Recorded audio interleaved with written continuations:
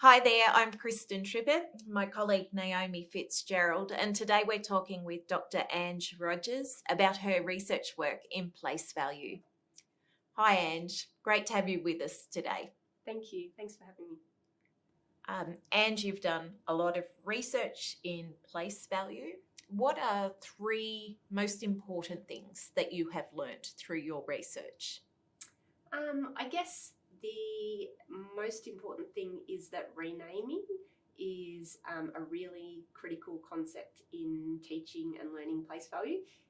It's a multiplicative idea, renaming, and it's something that probably we weren't taught when we went to school, and so it's hard for teachers to know the importance of it and how to teach it and what children need to understand. But I would say that renaming is really critical in children coming to understand place value as a whole. And when would you introduce that idea? How early on would you introduce that idea of renaming, and maybe how would you do that? Yeah, pretty early. So I'd definitely be doing it with two-digit numbers and looking at two-digit numbers, asking children to say, let's say we've got 42. How many different ways can you make 42? So getting them to explore that it could be 3 10s and 12 ones, or it could be 2 10s and 22 ones. Just getting them to understand that equivalence, that it's still the same value, but we're just writing it or representing it in different ways. I always talk about, I call myself Ange. Some people call me Mum. There's not many people that call me that. There's 4. But so, I'm also called Mrs. Rogers. I'm called Dr Ange. So I have different names, but I'm still the same value. I'm still the same person. And those different representations, they have applications in different places. So, Mrs. Rogers is when I'm a teacher, usually Mum's when I'm at home. And so when we look at numbers, we can think about, we can represent them in different ways, rename them in different ways, and that helps us in different scenarios. So, if we're, for example, doing an algorithm, it might be easier to think of 42 as 3 10s and 12 ones. That might help us. So it's still the same value, but that different representation helps us to understand and think about that number in a more efficient way. So it's kind of having that flexibility of context. Absolutely, yeah, knowing what fits when.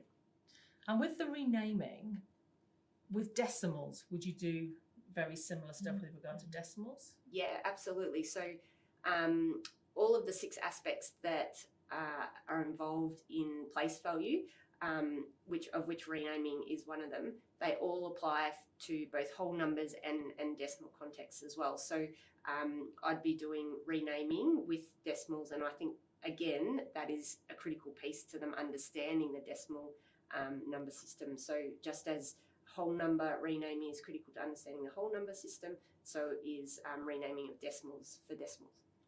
And you just mentioned then 6 aspects of place value. Can you go through those 6 aspects? Because you talked to us previously about it being a really important thing teachers should know.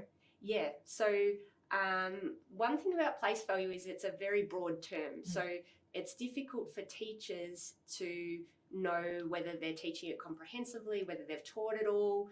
They say they're doing a lesson on place value, but what does that actually mean? So in my research, I unpacked place value and defined it in terms of 6 aspects. So there's name and record, which is looking at reading and writing numbers, knowing the names of the place value columns. There's make and represent, so that's using materials to represent the numbers. And there's lots of things that we have to understand when we're using different materials, because there's a hierarchy of difficulty in terms of the materials that we're using. Then they're not all just because, MABs, and for example, something else like a number abacus, there's actually quite a difference in using those and when we use them. So that is all encompassed in make and represent. Then we've got renaming, which we just talked about. So knowing that a number like 42 can be represented as 4 10s and 2 1s, or 2 10s and 22 1s, etc. Then you've got compare and order. So that's looking at number lines and ordering numbers in ascending and descending order. That's a relatively superficial type part of compare and order. It's something that teachers do a lot of, but and it's still important, but you can put numbers in order and not actually know anything about those numbers. It's a bit like alphabetical order with words. You can put words in alphabetical order and not know the meaning of them. Same with numbers. So I'm not saying don't do that, but I'm just saying that teachers, it's something that they need to think about. Is it a really indication of a deep knowledge of place value? Not necessarily. And then there's also in compare and order, there's obviously multiplicative comparison as well. So looking at if a number is 10 times larger or 10 times smaller. So if it was 54, what number is 10 times larger than that? Children have to understand that multiplicative relationship to say that 10 times larger is actually 540. There's also counting. So counting is another aspect of the 6 aspects. So looking at bridging is quite a challenging part of place value, and bridging over place value parts. So whether it's bridging from 49 to 50 or 99 to 100 or 999 to 1,000, forwards, backwards, that's really important for children to understand as well. And then how many have I done? You've done 5 now. 5. Okay, So calculate is the last one. And calculate is looking at using the four operations and applying them through place value and understanding how place value relates to the 4 operations. Okay, cool. So you developed your place value assessment tool and the developmental progression, and I know that you've been doing some work with schools around that. Has anything arisen out of that work that's unexpected or has confirmed some of the things that you came up with in your initial PhD research? Yeah, so all of the work that I'm doing with schools has confirmed that the PVAT assessment that I developed is a valid and reliable tool, and it does give really detailed information for teachers that they can then use to guide their instruction. So that's been great to find out that my work has been validated in that way. And then the progression that also came out of my PhD, has provided a real structure for teachers around particularly understanding how to introduce place value, because I think that when we look at the curriculum documents, it suggests that just by adding on one more digit, that's how we make place value more difficult. So we move from 2-digit place value to 3-digit place value to 4-digit place value. That's how you make it more challenging for students. But I think now teachers are seeing that it's not as simple as that we need to consider each of the 6 aspects, and we need to consider the relevant difficulties within each of the 6 aspects and how they can be used when we're deciding what cadence we sort of use to teach each of the 6 aspects. So for example, name and record, I suggest to teachers that they move faster than the curriculum suggests. So once a child can read a 3-digit number, I'm saying, okay, you need to teach them the place value houses or the periods. So that there's ones, tens and hundreds of ones, and then there's ones, tens and hundreds of thousands, ones, tens and hundreds of millions. And once they see that structure, they should be able to read a number of any magnitude. And that's much earlier than the curriculum actually suggests for that part. But then something like renaming, I really want teachers to slow down, because if you go each time you add on just 1 digit to a number, the number of relationships that children have to understand to rename that number exponentially increases. So 3-digit renaming is much more difficult than 2-digit renaming. 4-digit renaming adds on another level of complexity altogether. So that is something that I think has really been reinforced for teachers, and I've seen in their teaching that makes a difference when they understand that. So you've got stages in each of the aspects. So would that then indicate that you can have children at different stages at different aspects within year groups? So definitely within a year level, you would have different stages. So, all of the schools that I've worked with, there's a range of, 3 to 4 different place value stages that children are at. And that makes it quite challenging for teachers because they need to differentiate to cater for all of those students' needs. But in terms of, it's not quite as simple as within each of the 6 aspects, there's the 4 stages, but there are, the stages are more overarching. So Okay. in stage 2, for example, there's different parts of the 6 aspects that you would focus on with stage 2 students because they're at a certain understanding level of place value overall, Okay. if that makes sense. So Yeah. you can break it down to the individual aspects, but the stages are more broad than that. Okay. And so the PVAT itself, how would you administer that? How can it be used within the primary school? So I would say it's suitable for year 2 to 6 students. It's also suitable for secondary school students as well, particularly if they're struggling in mathematics. It's a great assessment to do to find out where they're at and if the gaps are in place value, which often they are. But you administer the PVAT.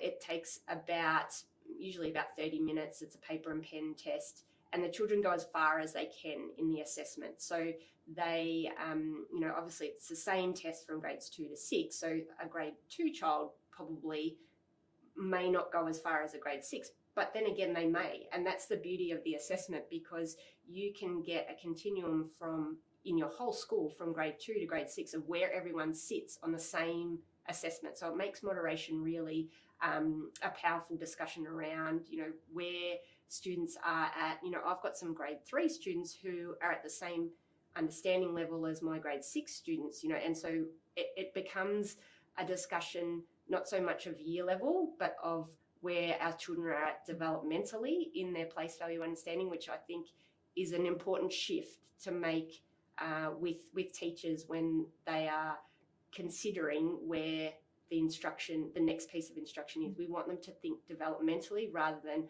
I teach year 4, so that's the year 4 curriculum. And I think the PVAT helps teachers to see that. You mentioned before students often have difficulty in place value. Students struggling with maths often will have gaps in place value. How can place value sort of affect all aspects of maths, I guess, and why is it such an important part of their understanding of other areas of mathematics? Yeah, I think, place value is one of the big ideas. So we've got trusting the count, and then we've got place value, which is the next big idea.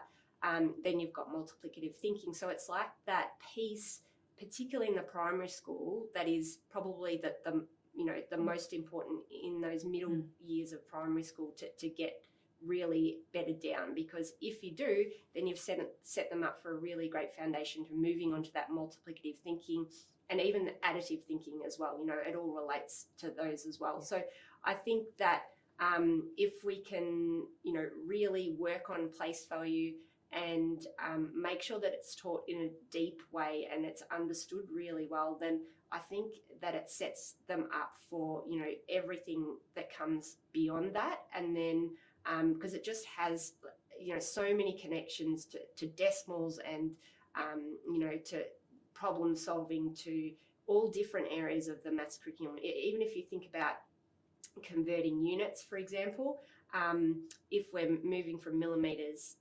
to centimeters, or converting units in any area of measurement, we're doing renaming. So if we have a really good understanding of place value, then that can allow those skills to be actually quite a natural progression for students. So when they have that place value, everything else in the curriculum falls into place much more easily. Now you mentioned decimals. Now I know in the curriculum tenths are introduced in year 4. What are your thoughts on that? So year 4 for me, and from what I've seen in my research and in classrooms, is quite early. I think that, and obviously you have to go by your data. So by doing the PVAT assessment, you can work out what stage students are at in terms of place value. And if you are familiar with the PVAT data, I always say that if you're in stage 4 of the PVAT, that means that you have a really great understanding, a mastery of whole number place value, and that means that it is a natural progression then to move into decimal place value. And it's actually a really simple step for children to take it. It's not a big jump at all. Whereas if we are trying in year 4 to introduce decimals to children who are in PVAT stage 1 or stage 2, they don't even have a good understanding of whole number place value. So to then throw decimals at them, it's just like they're learning something that they can't connect to anything else that they really have a deep understanding of. So for me, there are absolutely some children in year 4 who are ready, but I want to know that they're ready through my assessment, and that's how I make that decision, rather than just going, oh, they're in year 4, I have to introduce decimal place value. I want the teachers to be informed about, who is ready and when they are ready, rather than just looking at the curriculum. And do you think having that kind of stage 4 understanding, I know that one of the elements within it is about working in other bases. How would you go about doing that with students? Yeah, I love working with other bases with students. It's fascinating. And often teachers question me about that, and they say, what, that's not in the curriculum, why would that be something that stage 4 students need to do? And I always talk about the fact that, it's about generalising. If they can see that with base 10, that's just a grouping, it's a mechanism we use to group in 10s. We don't have to group in 10s. There's other bases out there that are grouping in the same way. So as soon as they can see that and work with other bases and go, oh, okay, I understand that our place value system is just a way of grouping, and I could do that in any base, that's really powerful for them. And as teachers, we often struggle with that, and we don't want to teach that because we probably haven't learnt it. It's quite a stretch for us. But children, because they've only been doing place value for, they started maybe in grade 1, let's say they're in grade 6, they've been doing it for 4 or 5 years, then maybe for them it's actually not much of a stretch at all, because they've just seen this base 10 grouping, and then suddenly they're like, oh, I can apply that in different bases, whereas we've been doing it, since we were 6, so 34 or however many years. That's a long time, and we've been ingrained in that base 10. So I actually encourage teachers to try these other bases, and they're often surprised at how quickly the children pick up on, particularly in those stage 4 students, they pick up on it really quickly. And would you explore the 6 aspects within another base? Yeah, a different base? yeah, absolutely. Yeah. So you look at how to count in that base, you look at how to represent in that base. I've got them making MAB blocks in different bases, and it's fascinating, and so many different I talk about the 600 block misconception in make and represent that. So when we introduce the 1000 MAB block, many of our students, about 25% of them, in fact, in years 3 to 6, think that block, the value of it is 600, because they're counting the 6 faces, and each of the faces is 100. So doesn't it make sense that that's 600? You can see where that's coming from. But when we get to other bases and they're making the MABs for those bases, those similar discussions come up around, it's not a 600 block misconception, but that misconception around how does that block get made and what's the value of it. So it really is another opportunity for them to explore many misconceptions, and that, all of the same things happen. So when we're looking at counting in, for example, base 6, that bridge is, whenever you bridge over to the next unit, that's difficult. And we see that with, base 10 as well. So the same problems and misconceptions arrive in each base, but it lets them explore that in a different way. And even, I guess, naming numbers. I I can't say thinking 20 that. because Exactly. 20 means 2 tens. Exactly. And so it's almost reinventing and it's just names. another perspective, another way to think about it. And it really is getting them, stretching their mind, which is what we want them to be thinking in maths. And that is definitely an activity that I love doing. And also, even something like numbers less than a whole number. In the base 10 system, you've got tenths and hundreds. So in something like binary, you have your halves and your quarters, and that even just working that out would be fascinating. A great way. The generalizing is a huge thing because it's that mathematical structure that's revealed in that. Yeah, so powerful. Yeah, cool. Well, thank you so much for talking with us today, and lots of pearls of wisdom to take away. Pleasure. Thank you. Thanks, Ange. Thank you.